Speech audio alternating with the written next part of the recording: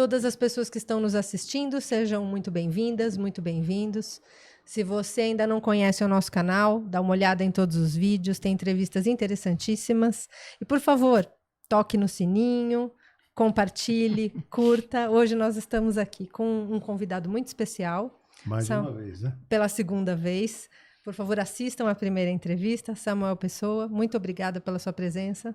Eu que agradeço o convite, uma delícia voltar aqui. Muito obrigado, gente. Professor Zé Márcio. Obrigado.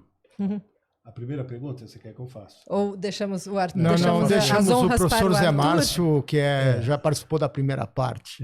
Samuel, é o seguinte, eu vi há 4 dias atrás o podcast do Ibre, você com o Ciro Gomes. Adorei aquele... Ah, que legal. E a primeira pergunta vai sair dali. Eu lembro o Ciro dizendo que a melhor resenha, aliás, o livro dele foi resenhado dezenas de vezes, mas ele registra de forma bem patente o seguinte: a melhor resenha do meu livro foi feita pelo Samuel Pessoa, né? Então eu queria começar, se você pudesse dizer aqui para os nossos internautas, né, o que você achou do livro, se você pudesse resenhar. Não, o livro do Ciro, primeiro é um esforço incrível, né? Um cara que é candidato e tal. O que ele faz? Ele faz uma história econômica do Brasil, desde da República Velha até hoje, e é uma história feita para fundamentar o projeto de desenvolvimento dele. Então, tem 2 elementos: o sucesso do nacional desenvolvimentismo, que seria o período do Getúlio Vargas, a gente ter desandado lá no FHC e depois no Lula, e esse desandar do país seria a falta de um projeto de desenvolvimento mais orgânico, mais organizado. Minha crítica maior, eu achei a visão dele maniqueísta. Não é possível que a gente tenha ido tão mal na República Velha. Assim, na República Velha, uma boa parte importante dos investimentos em infraestrutura, principalmente em mobilidade, né? As ferrovias foram todas construídas na República Velha, com PPP, uma coisa super moderna. E hoje a gente sabe, tem trabalhos muito sólidos que mostram que a gente tinha uma governança em que mercados de capitais funcionaram bastante bem na República Velha e financiou não só a construção de parte da infraestrutura do país, mas utilidades públicas nas grandes cidades também. Por outro lado, eu acho que ele subestima o atraso social que o nacional-desenvolvimentismo nos deixou. Eu mostro na minha resenha os dados de investimento em educação, as taxas de matrícula são muito ruins. Infelizmente, a gente não tem ainda boas séries históricas de como foi o investimento educacional na República Velha. Eu estou com um colega meu historiador tentando levantar essas estatísticas. Já está aqui 1 ou 2 anos, a gente vai ter uma base de dados e aí vai dar para fazer um cotejamento entre esse item, que é o mais importante da área social, como que ele evoluiu. E tem um certo exagero nos números. Isso não é culpa dele, porque as séries estão sendo revistas, mas tem um trabalho recente do Edmar Baixa com Flávio Versiano e o Bortolo, que é um jovem economista que fez doutorado em Curitiba, na Federal do Paraná, e eles acham um erro nas contas nacionais da Fundação Getúlio Vargas, revisam, e o crescimento nosso de 1918 até 1980 foi aproximadamente 0,8 ponto percentual menor.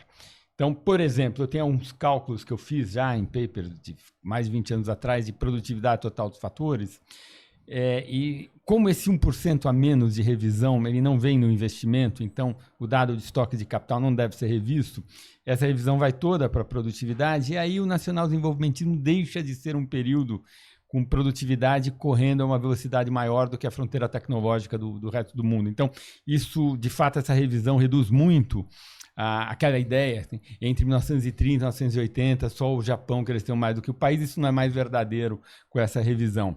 Então, foi mais ou menos esses... E eu acho que ele é um pouco injusto, bastante injusto, eu tento defender isso, com o governo FHC. E eu acho que ele é duro demais com o governo Lula, dadas as restrições políticas que o país tem. Agora, é louvável que um candidato tenha o preparo, que boa parte desse livro foi ele mesmo que fez. Foi, não. O livro foi escrito por ele. Por ele. Então é louvável que um candidato à presidência tenha a capacidade. Ele é um dos poucos, né? Não, isso é incrível. É incrível. Eu acho assim, o Ciro é uma pessoa que eu acho muito complexa, porque claramente ele é um político muito bem preparado, primeiro ponto. Segundo ponto, isso eu já falei para ele, falei nesse dia, né? Eu acho que ele tem um melhor discurso da política brasileira.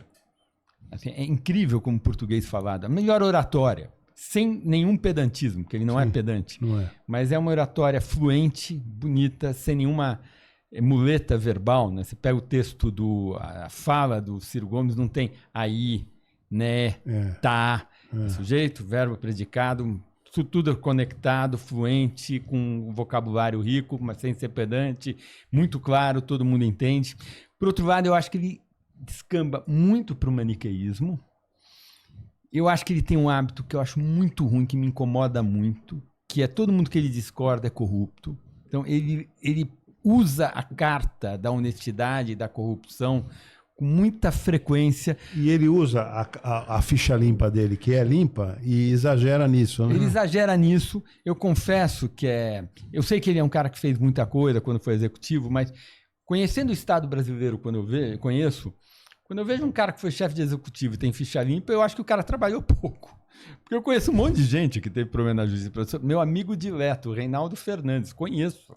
Foi presidente do INEP no período em que o Fernando Haddad era ministro da Educação. Foi presidente do INEP inúmeros anos, deixou um legado. Ele tinha processo. Eu tenho certeza que ele fez tudo certo. É que é muito difícil, dadas as restrições e as características do Estado brasileiro, e uma certa hipertrofia que houve do controle vis-à-vis a execução, acho que depois dos anões do orçamento a gente acabou cometendo esse erro, deu um certo desequilíbrio. Acho que Ministério Público, algumas carreiras novas do Judiciário, elas não têm muita autocontenção, elas iniciam um processo por nada, assim, sem muita base, parece que tem quase um gosto de ir atrás de político teoricamente corrupto. Então, tem exageros, e né, outras áreas que eles deveriam ir mais a fundo, eles ignoram. Acho que tem uma questão de pauta, né? Eu Você vou tem que saber pautar as prioridades e tal. Desculpa, eu vou acoplar, me ocorre pensando assim, vamos dizer, que para 2026, talvez, aliás, ele mesmo se coloca que não vai se candidatar mais nada e tal, aí me ocorre de te perguntar, no bojo da pergunta do Ciro Gomes, sobre o Aldo Rebelo, que você de alguma forma conhece, né? Como é que você vê o aldo? Olha, eu não sei qual a viabilidade eleitoral. Eu tenho uma discordância histórica do Aldo, que é a coisa do nacionalismo. Desde daquela iniciativa lá que eu acho meio pitoresca, de querer proibir o uso de anglicismo, tá? Eu acho isso uma coisa meio maluca. Nesse sentido, eu me considero um social-democrata totalmente globalista. Não tenho. Às vezes eu acho que há excessos, né? Por exemplo, eu trabalho numa instituição financeira na Faria Lima. A forma como esse pessoal que passa a vida toda falando inglês. Assim, pega 10 palavras, 8 em inglês, aí já é um certo exagero. Não, né? E tem várias palavras, né? Como o inglês é uma língua que lá atrás a Inglaterra era periferia, né? E tem essa coisa legal do inglês, que é uma língua meio. Sem nenhum pruridos. Quando eles eram periféricos, eles pegaram palavras de tudo quanto é lugar, tanto é que o inglês é a língua que tem provavelmente o léxico das indo-europeias, provavelmente a língua que tem o léxico mais rico. Né? E você tem palavra latina de tudo. Só que muitas vezes as palavras latinas entraram no inglês com significado diferente. E você tem a palavra correta em português. Né? Então, as pessoas falam evidência anedótica. Ora, é evidência casual. As pessoas usam assumir no sentido de supor. Assumir em português tem outro significado, né? Então, a gente deveria ter um pouquinho mais de cuidado, sem ser muito Aldo Rebelo, na hora de traduzir as palavras e usar as palavras da nossa língua no em sentido... língua portuguesa, né? Acho que tem certas coisas que não tem jeito. Isso eu já tentei trade-off. Trade-off não tem. Que tem a ver até com a tradição cultural, né? É razoável você imaginar que só o mundo anglo-saxão ia construir uma palavra curtinha que significasse trade-off. Em português não tem. Eu já português. Bom, agora, mas então, o Aldo, eu acho ele muito nacionalista. E aí, nesse sentido, eu acho que ele é parecido com o Ciro, que é achar que a gente cresceu muito no nacional-desenvolvimentismo, porque a gente fez política de substituição de importações. Eu acho que isso não vai rolar. Não, mas agora uma coisa que me chama a atenção, só analisando fatos, assim, sem entrar no... Ele é um cara que não tem restrição, o Aldo, estou falando, não tem restrição do Lula e do PT, vamos dizer. Não tem restrição do Temer. Não tem restrição, diria que tem até um certo apoio do Bolsonaro. O Ciro também gosta dele. Zé Dirceu também, percebe? É um cara claro, que... não, acho que ele é um tem cara essa que tem essa característica e ele está sobrando aí, né? Você tem razão. Numa sociedade polarizada, Isso é um... ele é um cara que tem esse ativo raro. Ele hoje, pode né? surfar isso, né? Com E certeza. com a ineligibilidade do Bolsonaro, não é? E esse efeito Biden aplicado, vamos dizer, ao Lula, né? Quer dizer, Claro. Então ele pode ser e a retirada do Ciro Gomes não é candidato. Então ele pode ter uma viabilidade, sim. Pode. Inclusive, ele ocupa um lugar Interessante. de centro, Sim. porque ele conseguiu. Conseguiu. Vindo do PCdoB. Ele tem até, do ponto de vista geográfico, né? Sim. Ele tem uma facilidade, porque Sim. é uma pessoa radicada em São Paulo, que hoje Vinda de Alagoas. Né? quase vista como um político com um centro de interesse em São Paulo, Sim, mas ele é alagoano, sim. tem vínculos enormes com o Nordeste, é visto como nordestino, todo mundo sabe, só vai falar uma frase, a gente sabe que ele é nordestino, Sim. mas tem vínculos em São Paulo, torcedor do Palmeiras, então tem vários... Trunfos, né? Ele, nesses aspectos mais imagéticos, ele também unifica o país. Eu tenho dificuldade de ver viabilidade eleitoral, porque tem essa coisa, né? Acho que talvez não um o cargo Brasil, executivo, mas um cargo... 200 milhões de pessoas, né? É difícil construir uma campanha majoritária quando a pessoa já não tem um conhecimento prévio grande. Isso é muito difícil, né? A gente vê, nós ficamos sequestrados pela figura imensa, né, do Lula. Claro que inúmeros méritos que ele tem, né, maior líder popular da história do país, mas tinha uma coisa que ele construiu ao longo de 30 anos, e aí você fica lock-in, né? Você fica meio que preso àquela construção. Né? Construir uma alternativa, outra liderança é muito difícil. Né?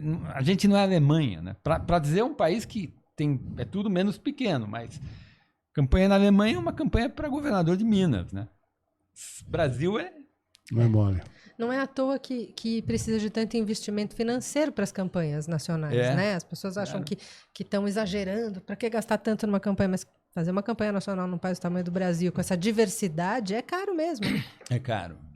Bom, Samuel, aqui eu tenho algumas posições que são um pouco diferentes das suas. Eu acho que tudo bem, é muito interessante que o Baixa e o Versiani tenham feito essa revisão, mas o IBGE ainda não aceitou a revisão, quer dizer, é algo que está em debate, tá certo? Quer dizer, talvez isso se coloque, mas vamos dizer que mesmo que diminua a importância do período de substituição de importações.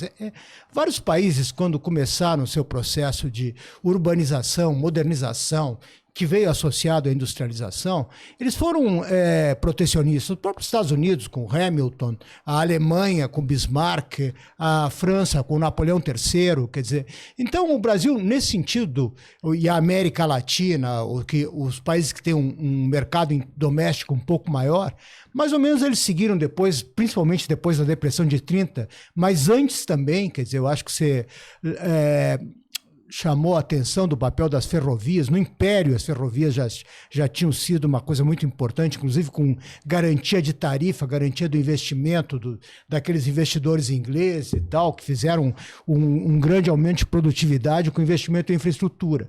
Agora, eu acho que não dá para negar que a era Vargas e depois JK e depois o governo militar foi um período onde houve um grande processo de crescimento econômico e de crescimento da renda per capita, né? Além do mais, é o seguinte, eu acho que você chama bastante atenção da falta de investimento em educação, capital humano, né, que foi muito restrito. Mas se você pegar as teorias de desenvolvimento dos anos 40, 50... todos eles enfatizavam no crescimento econômico o investimento em capital físico. Né? Quer dizer, a preocupação com capital humano vai surgir a partir dos anos 60, 70, o Gary Becker, etc., né? E aí, realmente foi uma falha. O Delfim acha que foi a maior falha dos militares foi não ter investido em educação, né? Ou falava isso quando estava vivo, enfim, né? Então, eu acho que tem esse ponto. Eu acho que aí também eu acho que existe um exagero na subestimação desse período. Mas tem um outro ponto que eu acho que é mais relevante para nós, para não querer ficar só na história, né? O mundo está passando por uma transformação importante. A geopolítica está se tornando fundamental. O que a gente chamou do período de globalização meio que está se desfazendo, e você tem a criação, né? Tá nesse processo de blocos econômicos, né? Onde as diferentes potências, né? ou países mais importantes estão criando cadeias de comércio que são mais regionalizadas. Eu acho que o Donald Trump nos Estados Unidos é bem um exemplo disso, do que ele pretende fazer. Ele quer reduzir fortemente a dependência do comércio Estados Unidos-China, etc. E esse vai ser o nosso, vamos dizer assim, o nosso cenário econômico nos próximos anos, né? Quer dizer, essa tendência de geopolítica mais regionalizada. Tá? Então, você defende uma visão mais liberal, mas provavelmente o que nós vamos passar... Tudo bem, espero que a gente não viva aquilo que viveu nos anos 30, né? Mas certamente vai haver uma redução desse grau de integração. Né? E aí, né? Quer dizer, tendo em vista esse cenário, como é que você enxerga o papel do Brasil, já que você é bastante crítico da visão anterior? É claro que aqui ninguém está propondo substituição de importações dos anos 50, né? Mas o nacionalismo, etc., se tornou vamos dizer, uma política das principais potências agora de maneira explícita, né? Como é que você vê o papel, qual é a reação, teoria dos jogos, o que vai fazer o Brasil, né, nessa situação? Qual é o equilíbrio de Nash para o Brasil, tendo em vista essa situação mundial que está se configurando? Olha, eu acho assim, a gente já é muito fechado, então se a gente não fizer nada, a gente não vai ser muito diferente do que os nossos parceiros. Acho que a gente está numa posição boa para esse movimento. É mais ou menos assim, eu acho que esse fechamento é ruim para o mundo. O mundo vai ficar pior e, portanto, o Brasil vai ficar pior. Mas eu acho que dos que vão ficar pior, o Brasil deve ser dos menos afetados. A gente já é naturalmente fechado. E se a gente olhar a experiência do século XX ou dos últimos 150 anos nossos, é fato que a gente navegou melhor quando a lógica do capitalismo mundial era se fechar. Por exemplo, eu tenho um paper que eu acabei de terminar com um amigo meu, um historiador, o Thomas Kang, a gente até apresentou na Ampec agora, que a gente faz... Semana passada. A gente faz teste de quebra estrutural na série do PIB, né? Um monte de gente acha que a quebra estrutural é 30. Todo mundo acha que 30 foi uma quebra estrutural. Você pega a série do PIB... E a quebra estrutural em 1908, não é 30. Assim, o que mudou foi o fim da Pax Britânica, Primeira Guerra, e o que aconteceu? Foi o fechamento do mundo. Em 18, né? Você 18, data 18 e 80. Tá. 80 a gente sabe bem o que foi. Agora, quando Paul Volcker e tal. foi a nossa crise da dívida externa ligada ao sim. choque internacional, ao esgotamento do projeto de desenvolvimento por financiamento externo, né? Agora, eu acho que tem outra coisa que está associada a 80, porque quando a gente resolveu o problema externo, a gente não conseguiu voltar a crescer, né? E tem inúmeros motivos, eu digo, acho que um dos motivos é o esforço que a gente fez para construir o nosso estado de bem-estar social e a prioridade da sociedade deixou de ser crescimento e passou a ser equidade. Taxa de poupança brasileira despencou. Ela, não é só que ela caiu, ela despencou. Não parece que caiu tanto, mas se você controlar a queda da taxa de poupança pela mudança demográfica, aí despencou, porque exatamente no período que a taxa de poupança pela demografia deveria estar crescendo muito, ela decresceu. Então, controlado por demografia, a redemocratização gerou uma brutal queda da taxa de poupança do país, que gerou problemas para investimento em infraestrutura, gerou esse equilíbrio com juros muito altos, que dificulta o crescimento e tal. Acho que tem outro efeito, que é a enorme complexidade tributária, que nos anos 60, quando os militares fizeram as reformas, não aparecia, porque a gente não tinha muita terceirização, mas a nossa estrutura tributária ela foi ficando disfuncional. E um terceiro motivo, se você olha o dado, a explosão das cadeias globais de valor foi em 1990. Tem uma quebra estrutural lá em 90. Você construiu as cadeias globais de valor em 90 e a gente ficou fora dessa onda. Então, acho que tem vários fatores. Eu acho que esses fatores vão ser minorados por esses motivos. Eu concordo. Então, eu acho assim, a gente meio que sempre viveu melhor no mundo fechado. Quando o mundo se abriu, nós não conseguimos nos atualizar. E aí isso gerou uma perda de E a desempenho abertura relativo. foi muito rápida, demorou décadas fechado e a abertura foi... Eu acho que para mim o problema maior não foi a rapidez, mas a gente abriu primeiro com câmbio fixo. O Edmar Baixa sempre fala isso, acho que ele tem toda a razão. Se nós abrirmos com câmbio flutuante, os impactos negativos sobre a indústria serão muito menores, porque o câmbio compensa uma boa parte da queda de tarifas e aparece mais uma realocação intrasetorial. E a outra coisa é que nós abrimos não só com câmbio fixo, mas com bagunça macro, né? Sim. Aí ninguém... Então, de fato, teria sido melhor, talvez, se a gente conseguisse fazer o plano real, arrumar. Aí fazer a reforma tributária para tirar um peso sobre a indústria, porque o custo de conformidade e a litigiosidade imensa pesa mais sobre a indústria de transformação, que tem as cadeias mais longas do que sobre serviços, e aí abrir. Isso seria o que o livro-texto diria que a gente deveria ter feito. A gente não fez o que o livro-texto manda, a gente fez o que a política conseguiu entregar, e é subótimo mesmo, né? Agora, eu acho que você tem razão, eu acho que o mundo vai se fechar. Isso é uma... Eu meio que mudei minha visão de uns 6 meses para cá. Eu comecei a lembrar muito... Eu acho que vai ser menos o Trump e vai ser mais Europa. Porque é o seguinte, a Europa tem o welfare state para defender. Os Estados Unidos não tem o welfare state. E o grosso do comércio China e Estados Unidos, os Estados Unidos já acomodou. Sim. Houve enorme desindustrialização nos últimos 20 anos, já gerou aquele fenômeno do flyover. Você sabe o que é flyover? Expressão?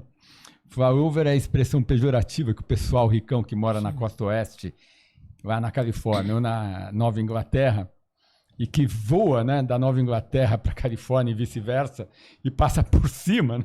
E aqueles rednecks, que eles chamam de flyovers, que é o fenômeno das mortes desesperadas, que está muito bem descrita no livro do Angus Deaton, né? Que é aquele americano branco, de meia idade, de 45 a 55 anos, que perdeu o emprego, teve uma perda de classe social muito grande, e esse cara está com uma expectativa de vida muito reduzida, tão reduzida que mexeu nos dados de expectativa de vida nos Estados Unidos em relação à Europa, fruto de alcoolismo, suicídio e opioides, né? Então, os Estados Unidos, daquela forma pragmática anglo-saxã deles, e de responsabilização individual, eles acomodaram o choque chinês com custos imensos internos, sociais, mas vida que segue. O problema, para mim, é a Europa. Onde pegou a MAGA, né? Pegou a MAGA, a MAGA veio no daí. Trump, deu aí. A Europa, ela tem um welfare state para proteger. Até agora, a Europa não tinha sentido a China, porque até agora havia uma complementariedade entre a indústria, que é mais sofisticada na Europa do que na China. Então, a indústria europeia vendia tanto para o comércio, para o consumidor chinês, quanto como insumo intermediário, insumos da indústria chinesa. A China conseguiu subir na escala de sofisticação tecnológica e hoje a indústria chinesa ela é complementar à indústria, ela é substituta da indústria europeia, não é mais complementar, agora elas estão brigando.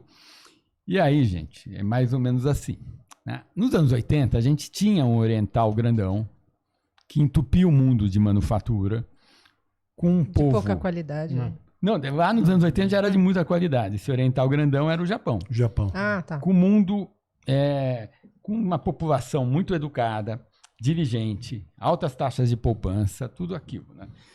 Aí, só que o Japão perdeu a Segunda Guerra, né? Então, o mundo ocidental chamou o Japão e disse, meu amigo, ótimo, vocês são diligentes, vocês trabalham muito, vocês são poupadores, vocês estudaram a beça, vocês são mais produtivos, mas o câmbio de vocês vai ter que reproduzir, vai ter que refletir. Vocês querem estar na OMC? Vocês querem participar desse jogo? Ok, mas o câmbio de vocês vai ter que refletir essa enorme vantagem comparativa que vocês têm. Eu não quero nada, só quero o preço de mercado. E outra coisa, vocês não vão ficar armadinhos, não. Vão ficar desarmados. Ah, não, isso foi feito lá no pós-guerra. Mas continua, né? Não, agora até querem que eles querem que eles se armem para ajudar no esforço de contenção da China, né? Mas, além disso, vai acabar com essa coisa de conta de capital fechada. Vocês têm lá uma poupança imensa, vocês vão ter que dar liberdade para que o cidadão japonês, que ele quiser, possa acumular uma parte das poupanças em ativos de outros lugares. Tudo bem, tal. E aí deu um novo equilíbrio. O problema é o seguinte, a China não perdeu a Segunda Guerra para o Ocidente e a China não vai fazer isto. E aí, eu acho que para a Europa não é um equilíbrio que a gente vive. Porque a Europa não vai aceitar o nível de desindustrialização que os Estados Unidos aceitou. Porque isso significa, como eles têm o welfare, como eles não conseguem jogar esse custo no indivíduo, que é o que a sociedade americana faz, eles têm um mecanismo de solidariedade social lá, que faz um seguro, isso vai para o tesouro e vai ficar insustentável de caro. Então eles vão entupir de tarifa. Então, eu não sei se vai resolver, eu tenho dificuldade de enxergar mais do que isso, mas eu acho que vai ter muita tarifa e vai ser mais da Europa do que nos Estados Unidos. Samuel, tem o relatório do Draghi, né, sobre a falta de competitividade da economia europeia em geral, né, quer dizer, desde fragmentação do mercado de capitais, né, ele mostra que o surgimento de novas empresas na área de tecnologia na Europa é um desastre, né, comparativamente aos Estados Unidos e também a China. Então, sei lá, eu imagino que eles vão tentar de alguma maneira reagir, mas com certeza uma parte da reação, a curto prazo pelo menos, vai ser mais protecionismo. Então nós vamos ter protecionismo nas principais economias do mundo, né? Os Estados Unidos, né? Até mesmo porque a base econômica dos eleitores do Trump está exigindo algum tipo de protecionismo e tal. Se isso vai resolver é outro problema. Mas, de qualquer maneira, politicamente ele se comprometeu com isso e o populismo dele vamos fechar as nossas fronteiras para ver se a gente consegue fazer um pouco de substituição de importações, né? Se vai funcionar ou não, né? Mas o fato é que isso vai ter um impacto internacional. Tem Europa nessa situação e a própria China, quer dizer, à medida que os Estados Unidos e a União Europeia se fecharem, é claro que ela vai retaliar, né? Vamos dizer, a melhor resposta será retaliação, né? E aí, infelizmente para nós, ou não, quer dizer, de alguma maneira nós vamos ter que nos adaptar com isso e ver como é que nós conseguimos manter essa situação de relações comerciais com os diferentes blocos. Aliás, isso me lembra o Getúlio, né, que ficava jogando entre os Estados Unidos e a Alemanha nazista em termos de vantagens econômicas, né? É claro que hoje é muito diferente, infelizmente não tem mais nazismo e coisas desse tipo, né? Pelo menos não por enquanto, né? Então, eu acho que a gente tem uma vantagem em termos de cenário em relação ao que foi o passado. Fora o fato de que nos anos 30 o comércio mundial caiu algo como 80%. Isso é o que mostra aquele livro sobre a Grande Depressão do um economista do MIT já mais antigo, o Kindleberger, né? Mas isso é outra coisa. Eu queria que você falasse um pouco sobre essa questão que você defende, de que nós preferimos menos crescimento e mais equidade, tá? E aqui eu queria colocar um ponto, quer dizer, se a gente pegar o Brasil, e realmente ele é absurdamente desigual, né? Mas, de outro lado, se você pegar também o nível de renda per capita médio, tá, fazer equidade com o atual nível de renda per capita é um negócio muito complicado, né? Porque o que você conseguiria, né, se você tentasse fazer uma coisa mais radical nesse sentido, é você ter uma sociedade com uma média muito empobrecida, né? Então, para mim, eu acho que a equidade aqui no Brasil, até pode parecer paradoxal, passa pelo crescimento da produtividade para que você possa ter equidade. Você não vai ter, né? Ou então vai ter um monte de gente pobre, todo mundo pobre, né? Quer dizer, o que obviamente não é isso o que a sociedade brasileira quer, né? Então, como é que você enxerga isso? E eu tenho minhas dúvidas também que isso tenha sido uma escolha da sociedade brasileira ou da elite brasileira, porque a queda de poupança, que era, sei lá, de 24%, 25% do PIB na época dos militares e caiu para 16%, 17%, né? Foi basicamente uma redução da poupança pública, porque a poupança privada era mais ou menos isso também, nos anos 70, por exemplo, né? Como é que você vê isso? Será que foi uma escolha mesmo? Pergunta 1. 2. Não, deixa eu responder a 1. Não, calma, Zé Márcio. Eu não vou fazer só 2. Ele vai ter todo o tempo possível. Até mesmo porque muito da queda da poupança pública foram grupos poderosos que se apropriaram da renda, né, do Estado. Tá? A segunda... Então, a poupança versus equidade foi realmente uma escolha, né? O segundo, Zé Márcio, agora você me interrompeu, eu esqueci. Então, vou deixar ele realmente escolher a primeira. Eu quero só registrar 2 coisas. A tua intervenção anterior, você já pagou os $10 mil do teu jeton, já está pago. Viu? Adorei a tua digressão anterior. E não esquece do suco. Esse suco é seu. Não, eu vou trocar para uma água. Água, tá bom. Então joga esse teu suco que tá bom. Assim, por que eu acho que foi uma... Primeiro, assim, eu acho que a poupança das famílias não aumentou, mas ela deveria ter aumentado muito. Por quê? Porque a demografia mudou. A gente passou a ter uma demografia... Gente mais velha. Gente na meia-idade. Sim. Gente que está na hora de construir sua poupança para a velhice. Sim. E como, simultaneamente, a gente fez uma série de mudanças, que a gente criou seguros públicos, a necessidade de poupança caiu. E não aconteceu no Brasil o que está acontecendo na China hoje. Sim. O que acontece na China hoje? A China tem uma renda per capita próxima à brasileira, agora ela passou a gente, mas ela está ficando mais rica. E aí o que acontece? Quando você fica mais rica e você não constrói o welfare, a taxa de poupança vai subindo muito. Por quê? Porque você vai deixando de ter as suas necessidades. Você vai tendo folga. Você, quando é muito pobre, você está para a mão da boca, você tem que comer. Tal. Conforme a renda vai crescendo, vai aumentando o espaço para a poupança privada aumentar. E a China está com esse dilema agora, porque ela não consegue gerar consumo das famílias. A taxa de juros lá é negativa. Hoje eu olhei, antes de sair daqui, eu olhei o dado recente, a inflação na China acumulada no ano está em 0,2 ou 0,3. Nos últimos 2 meses foi deflação. Conforme que acontecer com a inflação de alimentos em dezembro, vai fechar o ano em deflação na China. Por quê? Porque a renda está crescendo e a parcela que é poupada desse crescimento da renda na China é muito grande, das famílias. Porque as famílias têm uma sensação de insegurança muito grande. Lá atrás não tinham, também tinham, mas lá atrás estavam da mão para a boca. Agora já tem uma renda per capita maior, então elas poupam muito.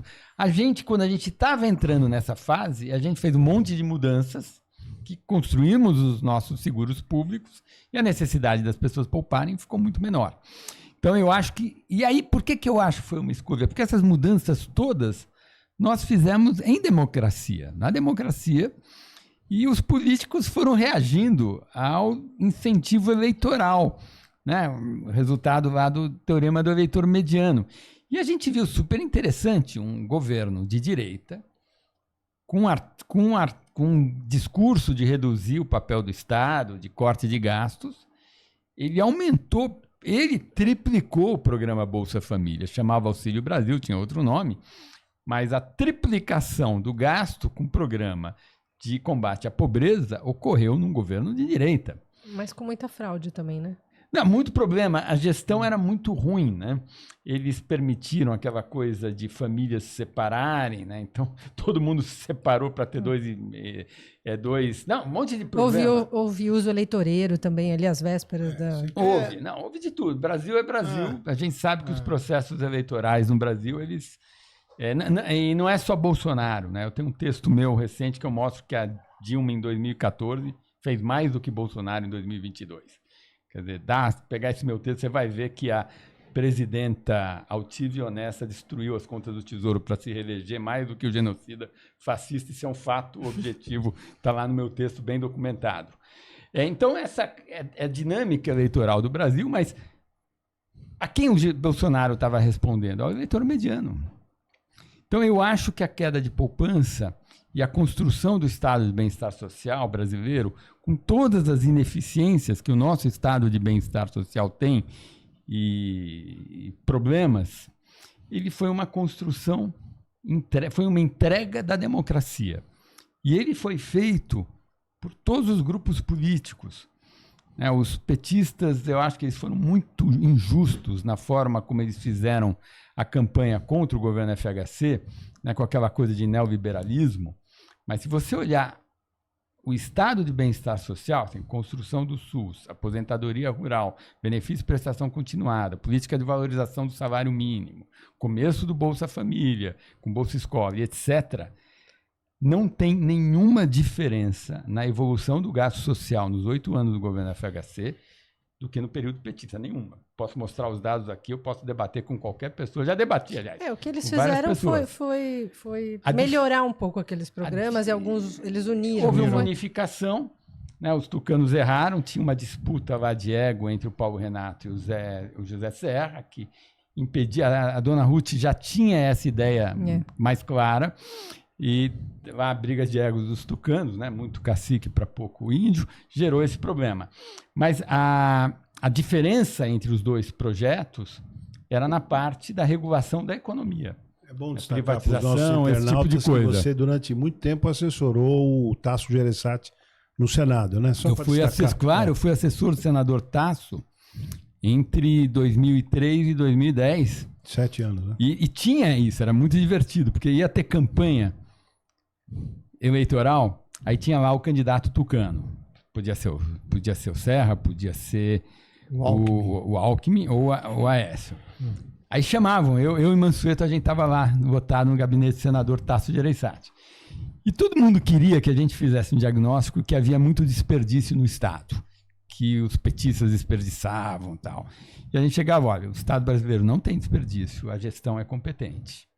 Estão fazendo o que tem que fazer. O problema não está em desperdício. Eu escrevi um texto com Fábio Jambiagi, com Mansueto Almeida, em 2006, saiu num artigo, num texto do IPEA, 2006. E nessa entrevista com o Ciro e com o cara do IBRE, você fala isso também. Não, isso é um mantra que eu continuo a usar até hoje. Dadas as regras, os critérios de elegibilidade e a legislação que a gente aprovou, que o Congresso aprovou, não tem grandes desperdícios no Estado brasileiro.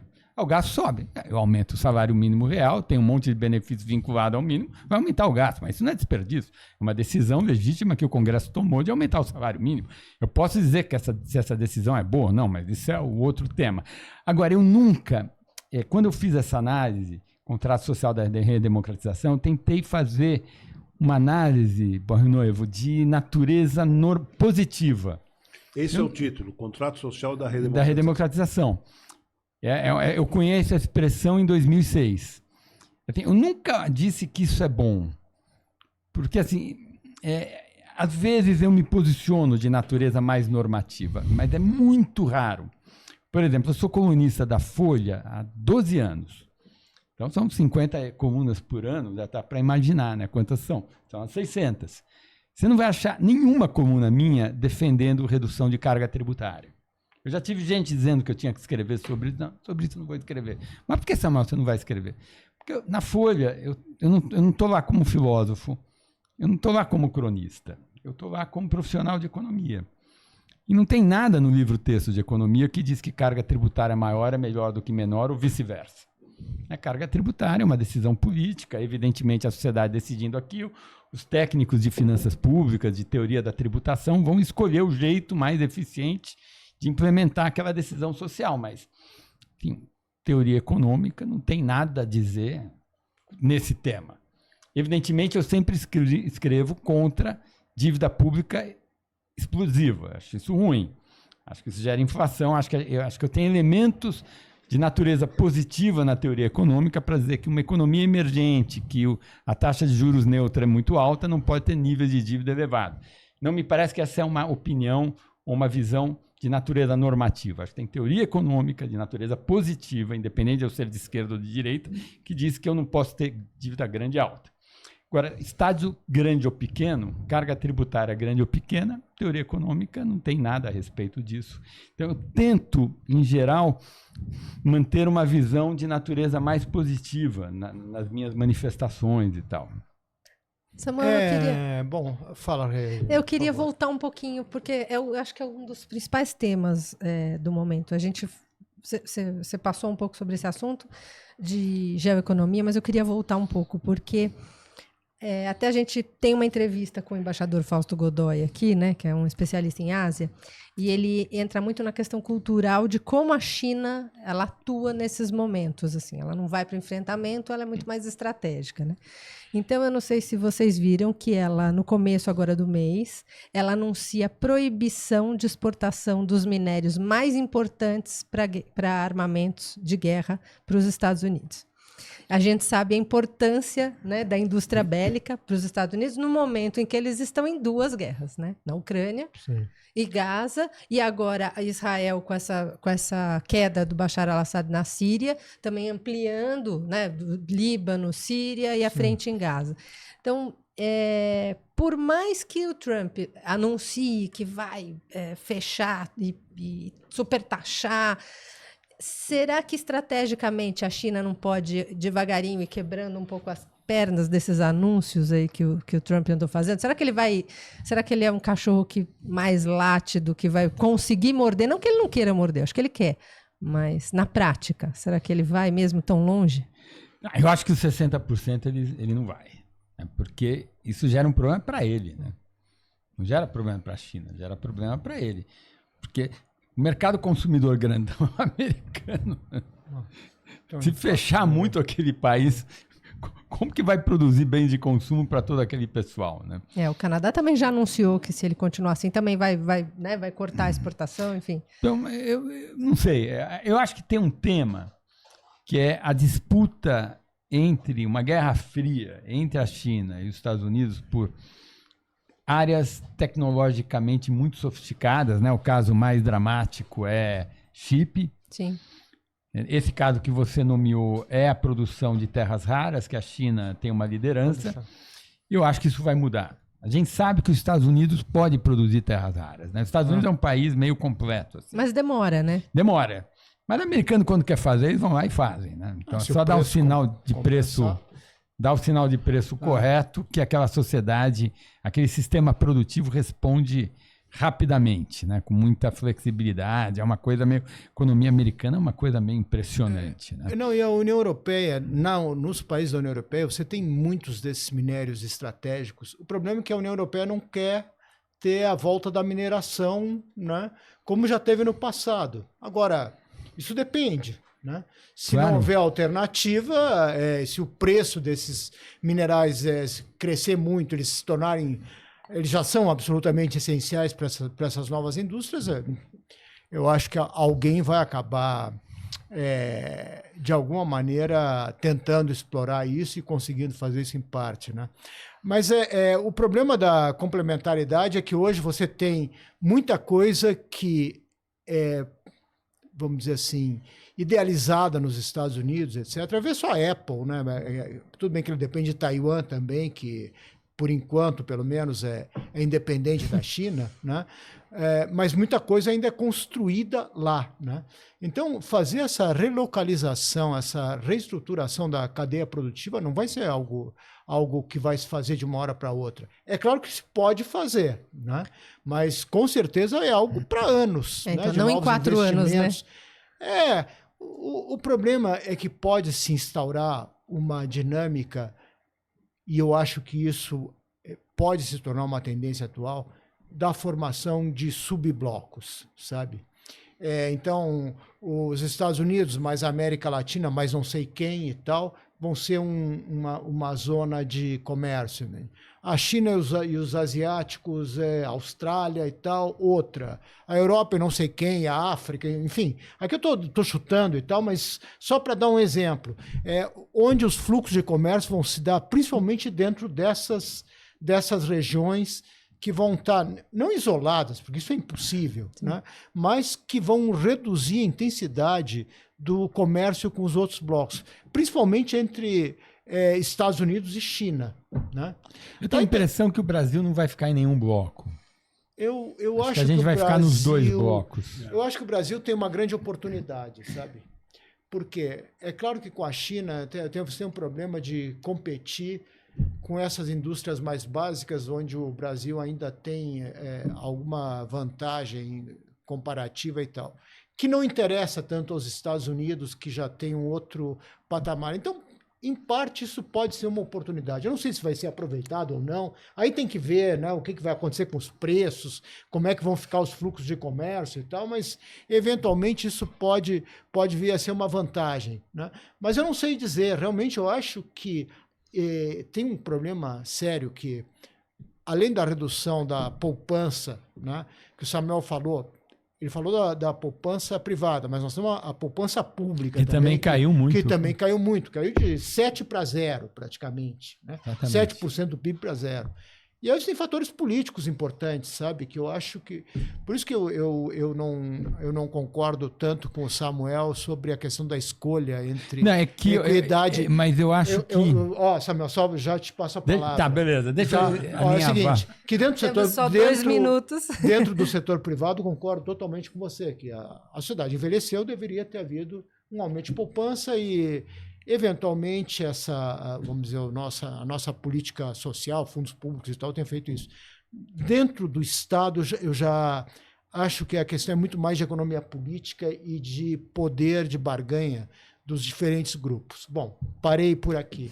Acho que tá super legal. Acho que esse ponto é o mais importante de voltar a ele. Quer dizer, tem uma parte da queda de poupança do setor público, que é o setor público financiando o welfare state brasileiro. Então, a gente gasta 14% do PIB com benefícios para a terceira idade. Se juntar regime geral, regime próprio, aposentadoria rural, BPC, isso é 14%. Se eu fizer países iguais, a gente gasta muito menos. Se eu pegar só a RGPS e olhar um conceito equivalente, o Brasil gasta o dobro do que o Peru, do que o Chile, do que a Colômbia, do que o México, é o dobro. Então, a gente tem um gasto previdenciário muito grande por critérios de elegibilidade, valor de benefício. Isso gera uma redução de poupança do setor público, porque ele não tem dinheiro para investir em infraestrutura, porque ele está gastando com isso.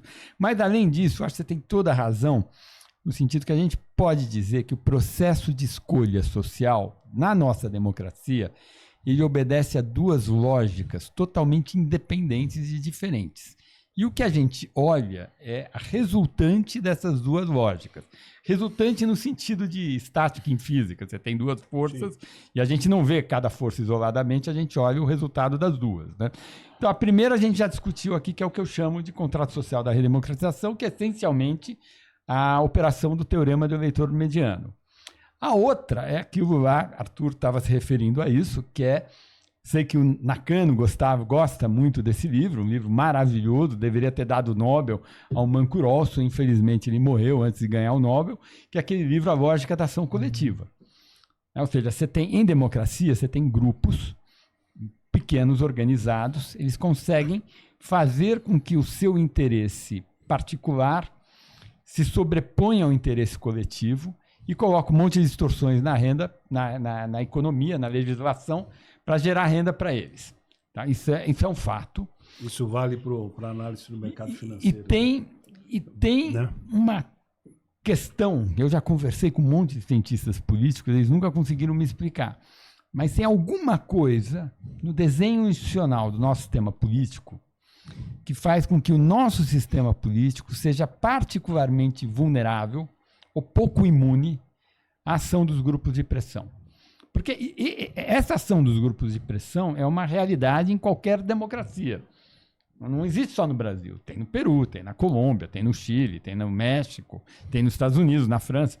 Mas parece... Aqui tem uma jabuticaba que defende. Tem alguma coisa no nosso desenho institucional, eu não sei o que é, que faz com que o nosso Congresso seja muito mais permissivo à lógica da ação coletiva do que outros congressos do mundo afora. Eu acho que a tramitação da reforma tributária foi a expressão vívida disso que eu estou falando aqui. Será que não teria que dar mais transparência e profissionalizar o lobby? Acho que é uma coisa que o Brasil precisa avançar, né? Pode ser. Acho que tem essas coisas, né? Deve ter uma agenda com várias medidas microeconômicas que vão melhorar.